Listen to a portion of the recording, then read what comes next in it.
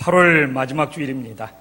최근에 성경을 통독하면서 예수님이 오병이어로 5,000명을 먹인 기적과 바다 위를 걸어가신 기적 중에 어느 기적이 더 큰 기적인가를 생각해 보았습니다. 조금은 엉뚱한 생각일 수도 있습니다. 이런 생각을 하다 보니 제자들은 낮과 밤에 연속적으로 일어난 이 두 기적을 어떻게 받아들였을까라는 궁금증도 생겼습니다. 그러다 보니 이 오병이어의 기적과 바다 위를 걷는 기적을 서로 연결하고 대조하면서 묵상을 하며 놀라운 하나님의 비밀을 깨닫게 되었습니다. 그래서 저는 오늘 이 말씀을 통하여 예수님이 베푸신 두 기적이 어떻게 연결이 되었는지 깨닫고 우리들의 삶에 적용할 수 있는 소중한 시간이 될 수 있기를 간절히 소망합니다.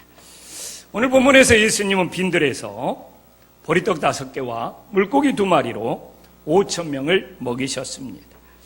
그리고 밤에는 바다 위를 걸어오셔서 제자들의 배가 풍랑으로 뒤집히려고 하는데 그 바람을 잠잠케 하셨습니다.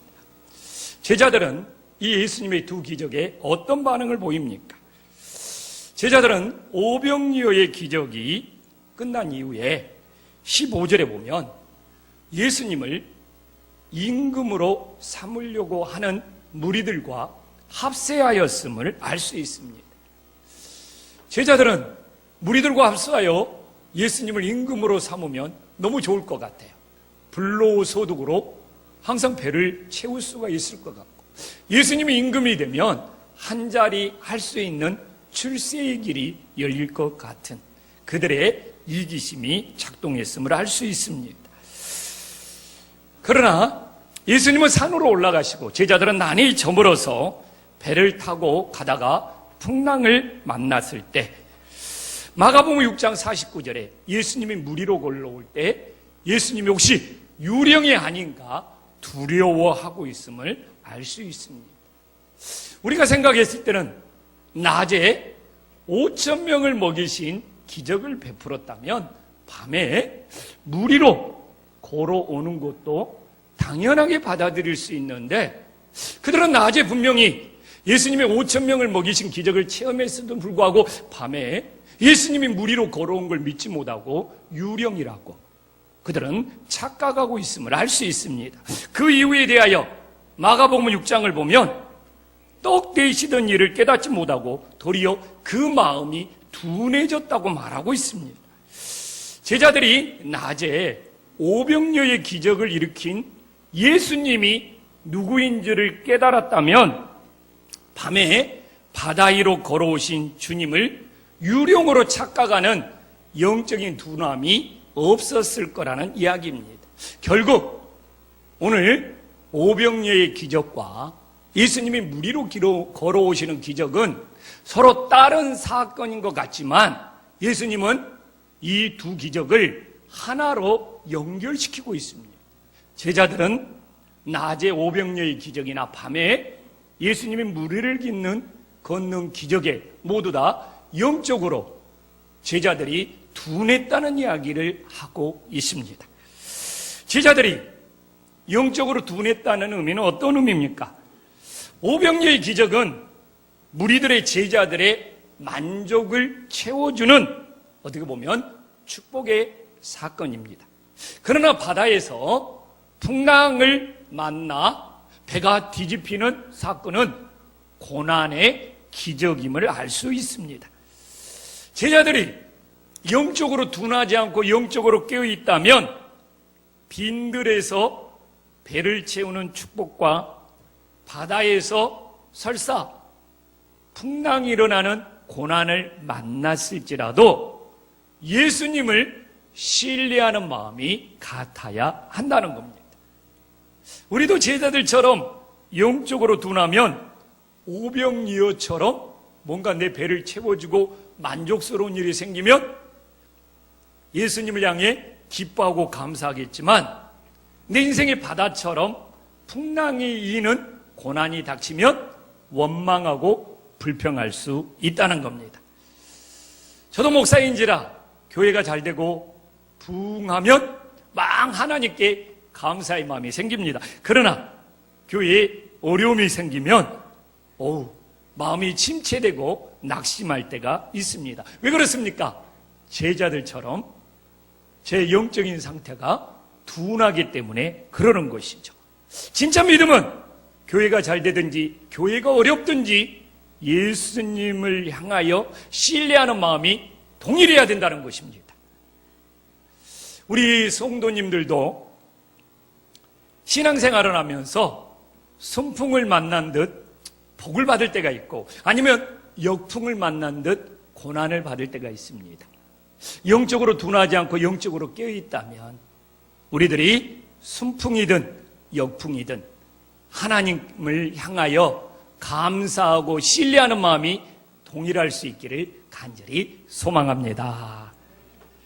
오늘 이 예수님의 오병이어의 기적은 육신의 배만 채우라는 것이 아닙니다. 요한은 오늘 27절에도 그 설명을 너무 잘해주고 있습니다.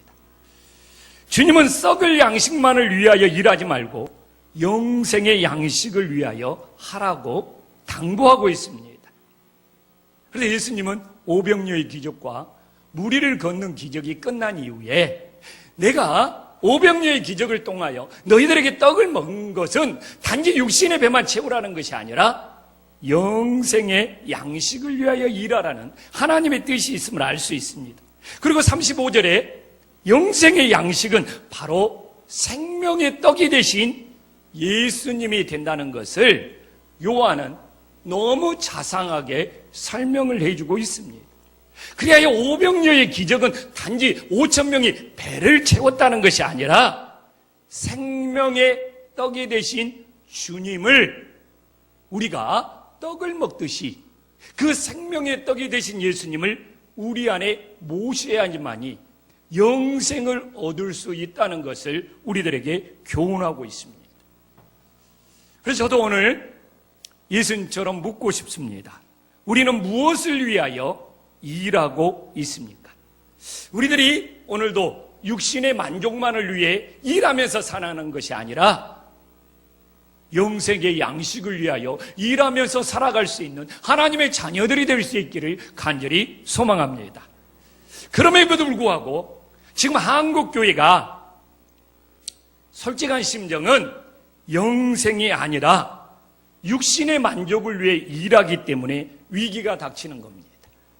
왜 저 같은 목회자들이 세상 사람들만큼 육신의 만족을 누리려고 하는지 참 그런 생각 때문에 교회와 함께 목회자들이 타락의 길을 가고 있습니다.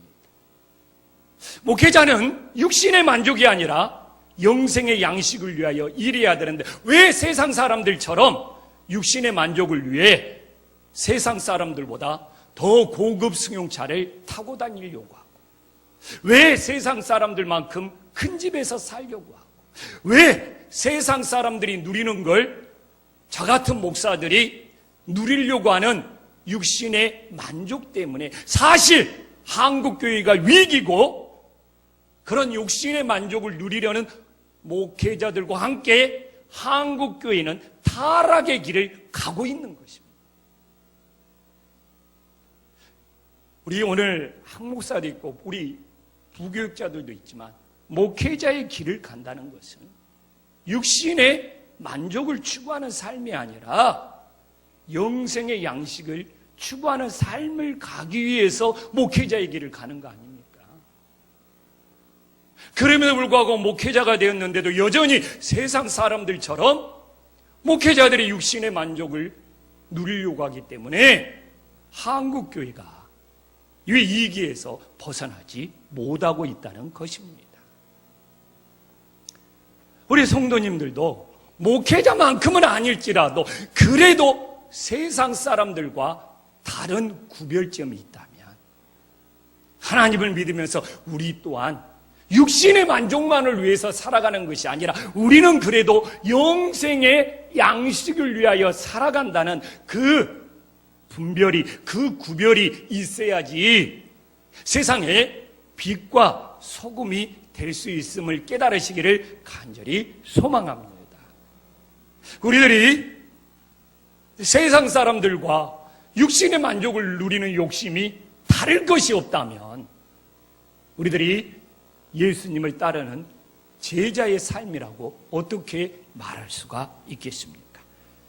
그래서 오늘 우리가 이 말씀을 묵상하면서 우리들이 육신의 만족을 위해서만이 아니라 영생을 위해서도 일할 수 있는 주님의 자녀들이 될 수 있기를 간절히 소망합니다.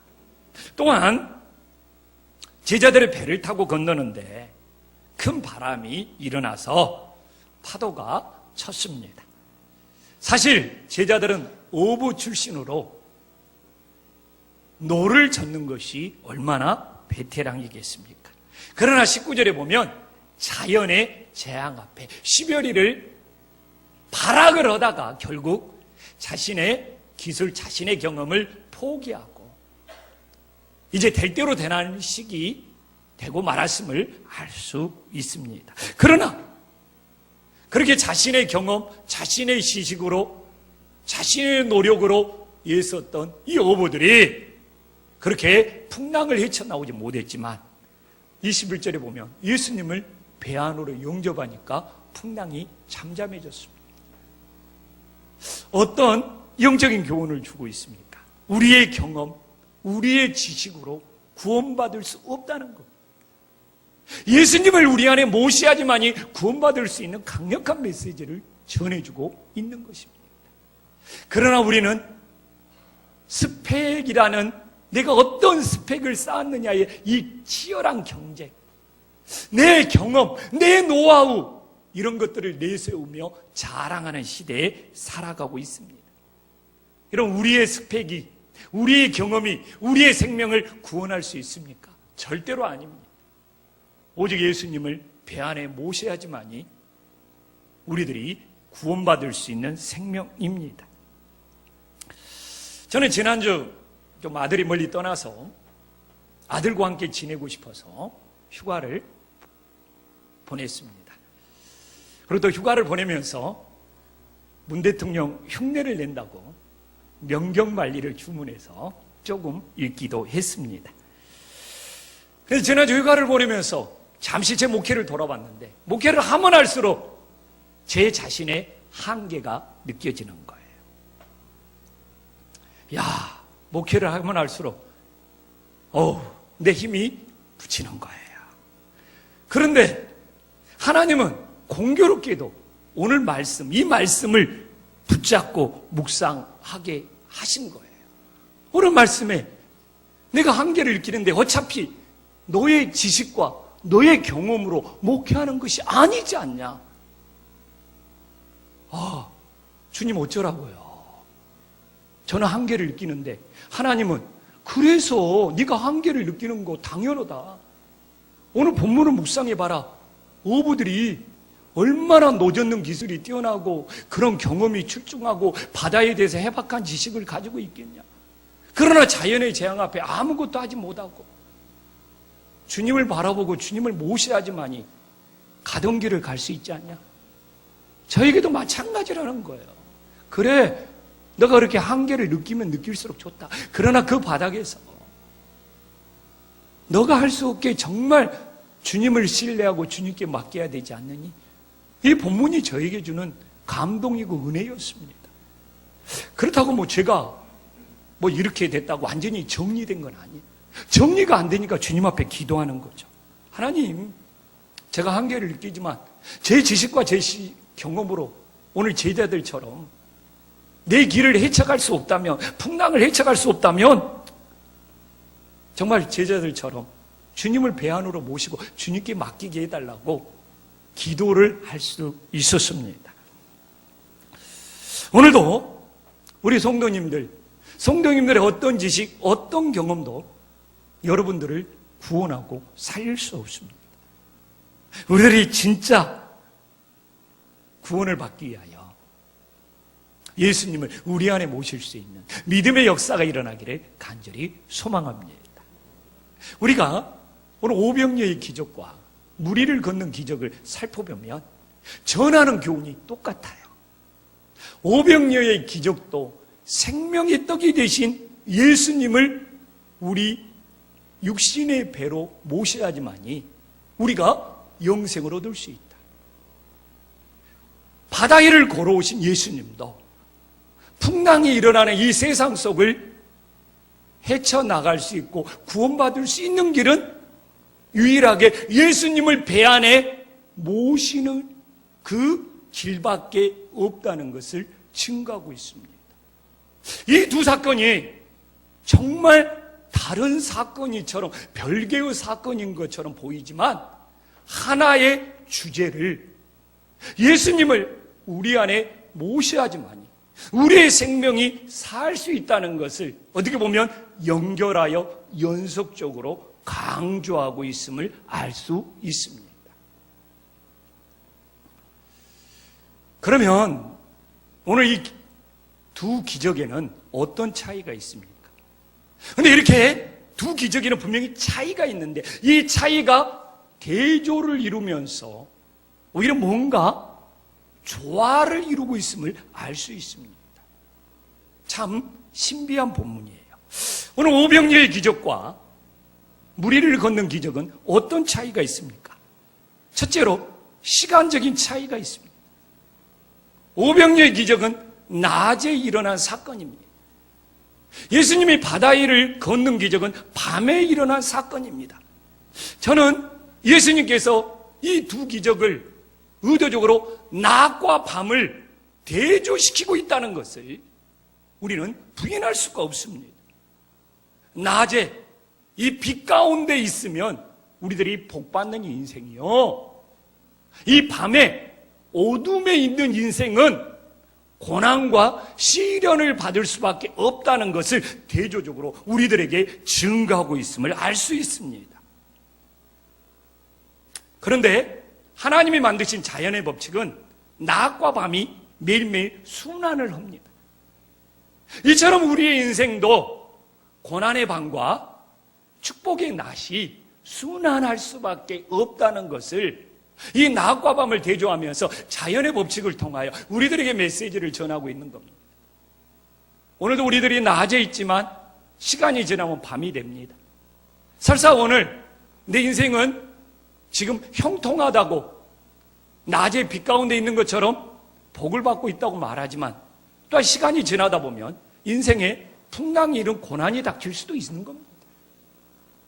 그러나 지금 내 인생이 어두운 밤처럼 고난을 지나고 있다고 생각하지만 또한 시간이 지나면 나처럼 빛 가운데서 우리들이 복을 받을 수 있는 인생이 될 수 있는 겁니다. 그래서 예수님은 그 이야기를 하는 거예요. 지금 내가 나 가운데 어떤 복을 받고 있느냐, 밤의 어두움 가운데 고난을 받고 있느냐가 중요한 것이 아니라 낮과 밤이 순환하듯 우리 인생도 고난과 복이 순환한다 이거예요. 잘된 날이 있으면 못된 날이 있고 못된 날이 있으면 잘된 날이 순환한다 이거. 그러기 때문에 내 인생이 낮에 있든 밤에 있든 내 인생이 빛에 있든 어둠에 있든 내 인생이 잘 되든 잘못된 듯 중요한 것은 예수님을 의지하고 예수님을 신뢰하는 것이 진짜 믿음이 됨을 깨달으시기를 간절히 소망합니다. 또한 이 두 개의 기적은 장소의 차이가 있습니다. 참 오묘해요. 예수님은 육지의 빈들과 바다의 풍랑을 정말 절묘하게 대조를 시키고 있습니다. 빈들에서 오병이어의 기적을 통해서는 15절에 보면 예수님이 임금처럼 보이는 거예요. 그러나 우리가 마가복음 6장 49절에 보면 밤에 어둠의 풍랑 가운데에서는 예수님이 유령처럼 보이는 거예요. 같은 예수님입니다. 낮에 빈들에서는 예수님이 왕처럼 임금처럼 보였는데 밤의 어둠 속에서는 뭡니까? 예수님이 유령처럼 보이는 거예요. 이걸 기막히게 대조를 하고 있습니다. 왜 그렇습니까? 같은 예수님인데 왜 낮에는 임금처럼 보이고 밤에는 유령처럼 보인다는 겁니까? 제자들의 마음의 상태에 따라서 달라진다는 겁니다. 낮에 축복을 받는, 배를 채우는 만족스러운 상태에서는 예수님이 임금처럼 보이는 거예요. 그러나 내 인생에 고난이 닥쳐서 인생의 위기에 직면했을 때는 도대체 예수님이 있냐 없냐가 헷갈리면서 예수님이 실제 살아있느냐 이렇게 유령처럼 느껴진다는 겁니다. 내 마음의 상태가 만족스러우면 우리 예수님이 왕이요 임금이 되지만 내 마음이 불만족스러우면 예수님은 어디 있느냐? 유령처럼 느껴진다는 것을 절묘하게 표현하고 있습니다. 오늘 우리 성도님들이 저의 설교를 듣지만 똑같은 설교도 여러분의 마음의 상태에 따라 달라집니다. 여러분의 마음의 상태가 만족스러우면 제가 무슨 이야기를 해도 은혜가 돼요. 아멘이 되고, 아멘. 아멘 한 사람은 만족스럽고, 아멘 아는 사람은 불만족스러우면 약간 불만족스러운 사람이 더 많은 것 같은데요. 큰일 났네. 근데 여러분 마음이 지금 세상에서든 가정에서든 불만족스러운 상태로 왔다면 제 설교가 아무리 좋은 설교라도 뭐가 걸려요? 마음에 턱 걸리거나 꼬투리가 잡히는 거예요. 아멘? 이때 아멘 따라하는 사람은 딱 걸리는 건데. 이게 사람 마음인 거예요. 그래서 오늘 목사도 그러는 거. 여러분의 마음의 상태에 따라 어느 나라 목사가 막 왕처럼 임금처럼 보이고 어느 나라 목사가 지독히도 보기 싫은 유령처럼 귀신처럼 보이는 거예요. 오늘 여러분들은 제가 어떻게 보입니까? 그냥 사람처럼 봐주시기 바랍니다. 그냥 때로는 그냥 왕처럼 빛난다고 하지 말고 때로는 유령처럼 그냥 보기 싫다고 하지 말고 그냥 사람으로 봐줄 수 있기를 간절히 부탁드립니다. 저는 늘 말하지만 저는 평범하고 조용히 살고 싶은 목회자입니다. 그래야지 죄를 덜 지을 것 같아요. 막 세상에 왕처럼 임금처럼 유명해지는 것도 아니고 그렇다고 뭐 유령처럼 존재가치도 없이 찌그러져 있는 삶도 아니고 그냥 하나님이 저에게 주신 분복대로 살아가고 싶은 믿음입니다. 그래요. 그래서 오늘 마음의 상태에 따라 낮에는 왕처럼 보였던 예수님이 밤에는 불만족스러운 상태가 되니까 유령처럼 보이는 거예요. 그래서 진짜 믿음의 성숙은 뭡니까? 오늘도 내 마음의 상태에 따라 바라보면 오늘도 저도 그랬어요. 내 마음의 상태에 따라 불만족이 너무 많은 거예요. 근데 이것이 예수님의 마음에 따라 자꾸 바라볼 수 있는 것이 뭐라고요? 믿음의 성숙, 신앙의 성숙이 됨을 믿으시기를 간절히 소망합니다. 여러분들이 교회에 다니면서도요, 여러분의 마음의 상태에서 따라 바라보다 보면 다 불만족이에요. 뭐 집안도 아니고 만족스러운 것이 뭐가 있어요? 저도 목사지만 이 교회 이것저것 보면 불만족스러운 것이 많은데, 그러나 그럴지라도 예수님의 마음으로 바라보려고 했을 때 거기에 배려심이 생기고 사랑이 생기고 긍휼이 생기고 자비가 생기고 이것이 신앙의 성숙인 거예요. 자꾸 내 마음의 상태에 따라 변덕을 부리는, 막 좋았다가 그냥 싫었다가, 이게 하루에도 몇 번씩 뒤죽박죽 하잖아요. 내 마음의 상태에 따라서는. 제가 그래, 어떤 날은 그냥 한 목사가 그냥 너무 좋아서 한평생 목회하고 싶어. 근데 자꾸 속썩이고 애먹이면 우리 한 목사랑 어떻게 함께 지내나, 이렇게 마음이 죽구뚝 변덕스러워요. 지금은 어떤 마음일까요? 사람 마음이 그러는 거예요. 그러나 예수님의 마음으로 바라보면 그래도 사랑의 마음이 나오고 배려심이 나오고 거기서 서로를 이해하는 은혜의 역사가 일어남을 믿으시기를 간절히 소망합니다. 또한 또 하나는 뭡니까? 생명을 구원하는 방법의 차이가 있어요. 이것이 참 신비합니다. 오늘 33절에 봐보십시오. 요한은 오병이어의 기적은 생명을 주는 거라는 겁니다. 요한은 그렇게 설명을 하고 있어요. 그래서 제가 오늘 이 본문은 사복음서에 다 나와 있습니다. 이 본문의 사건만을 놓고 봤을 때는 마가복음이나 마태복음이 더 좋습니다. 그러나 제가 오늘 요한복음을 잡는 것은 이 기적에 대한 요한의 후반부의 해석이 좋아서 제가 요한복음을 잡은 거예요. 처음에는 마가복음을 하려고 했습니다. 근데 요한이 참 뒤에다가 설명을 잘 해놔서 제가 요한복음을 택한 거예요. 사복음서에 다 나왔는데 이 사건이 두 개의 사건이. 근데 오늘 요한은 오병이의 기적은 33절에 보면 생명을 주는 거라는 겁니다. 우리가 생명의 떡이 되신 예수님의 살과 피를 먹어야지만이 영생을 얻을 수 있다는 것. 그러나 우리가 마가복음 6장 51절에도 나와 있지만 바다 위를 걸으신 사건은 뭐예요? 생명을 살리는 사건이라는 겁니다. 주님을 배 안으로 영접했을 때 우리의 생명을 살릴 수 있다는 겁니다. 오늘 본문에서는 아주 신비한 것, 생명을 주는 것과 생명을 살리는 것에는 어떤 차이가 있느냐 이겁니다. 생명을 주는 것은 십자가의 죽음을 의미하고 있습니다. 예수님이 우리들에게 생명의 떡이 되어서 십자가의 죽으심으로 자신의 살과 피를 우리의 생명으로 주신 거예요.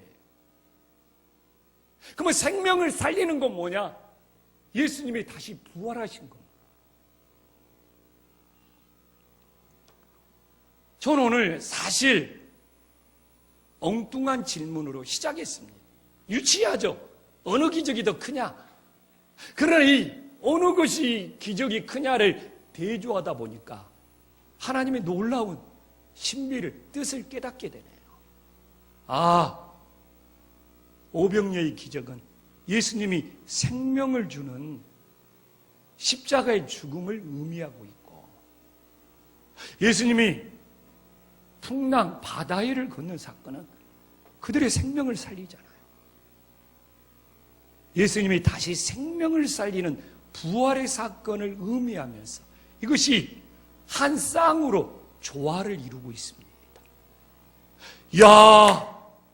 두 기적을 대조해 보니까 예수님이 서로 다른 것을 한 쌍으로 만들어서 조화를 이루고 있네요.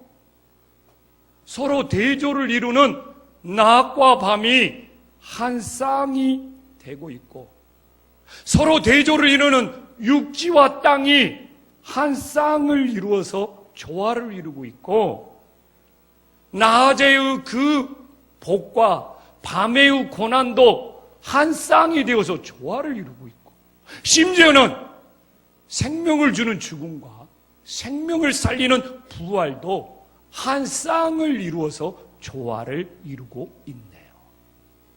이것이 하나님이 만드신 자연의 법칙이자 또한 이것이 우리들의 영적인 법칙이구나. 가정에서도 하나님은 서로 다른 사람이 만나서 한 쌍을 이루는 조화를 이루게 하셨고, 교회에서도 서로 다른 사람들이 만나서 한 쌍을 이루는 조화를 만들게 하였습니다. 제가 휴가 때 문 대통령이 읽었다는 명명만리를 읽어보면서 사실 굉장히 충격을 받았어요. KBS에서 만든 책이기 때문에 굉장히 객관적이고 치우치지 않는 책입니다. 그런데 우리나라의 갈등 지수가 이렇게 높다는 걸 알면서, 사실 스위스나 덴마크의 그 대화와 합의와 소통을 통하여 갈등을 해결하면서 그 비용을 절감하는 걸 보고 충격받았어요.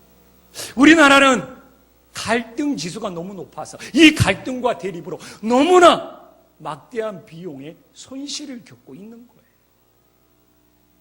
저는 책 이야기를 하자는 것이 아니라 오늘 본문으로 들어와도 이렇게 서로 다른 것이 한 쌍을 통하여 조화를 이루어야 되는 거예요.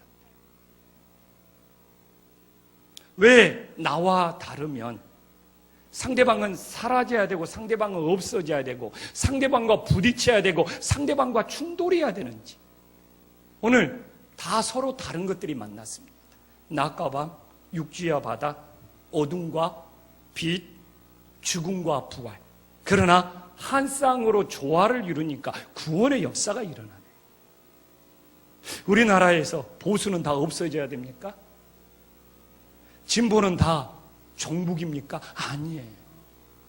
보수와 진보가 한 쌍을 이루어서 조화를 이루어야지만이 갈등 비용이 사라지면서 이 나라는 앞으로 갈 수 있습니다. 근데 이 교회에서도 이걸 못해요. 교회에서도 서로 다른 사람이 만났습니다. 나와 너는 서로 다르지만 나와 너가 한 쌍을 이루어서 조화를 이룸으로 이 교회에서 구원의 역사를 이루어가는 거예요. 나와 다르면, 내 마음의 상태가 뒤틀려 있으면 부딪히고 충돌하고 갈등하고 대립해야 합니까? 오늘 빛과 낮이 대립하고 있습니까? 순환하고 있습니다. 육지와 바다가 대립하고 있습니까? 서로 자기의 자리에서 자신의 역할을 하고 있습니다. 우리들이 십자가의 죽음 없이 영생의 부활을 가질 수 있습니까? 죽음과 부활이 조화를 이루어 우리를 구원하고 영생으로 인도하고 있습니다. 진정한 믿음이랍니다. 오늘 이렇게 본문의 말씀처럼 서로 다른 나와 너가 만날지라도 한 쌍으로 조화를 이루어서 구원의 역사를 이루어갈 수 있는 믿음의 자녀들이 될 수 있기를 간절히 소망합니다. 기도하겠습니다.